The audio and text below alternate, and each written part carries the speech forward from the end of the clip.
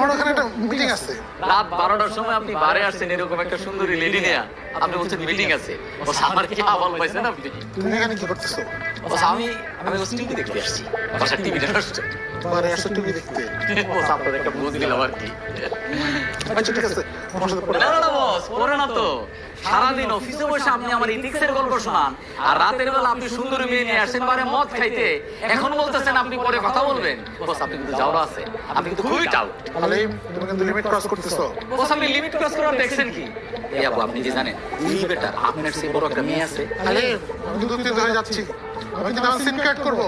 আপনি উত্তেজিত হলে কি আমার বাল ছিঁড়া যাবে? আপনি উত্তেজিত হলে আপনার লস, আপনি অসুস্থ হয়ে যাবেন, আপনার পেট ফাটে যাবে, আপনার হাসপাতালে নিয়ে যাইতে হবে। আর আপনি, আপনাকে জ্ঞান বুদ্ধি বলে কোনো কিছু নাই, আপনার রুচি এত খারাপ। এইরকম একটা মোটা আপনি কিন্তু হাতির মতো লোকের সাথে আপনি রাত 12টায় আসছেন মদ খাইতে। ঠিক, আপনার যদি এতই মদ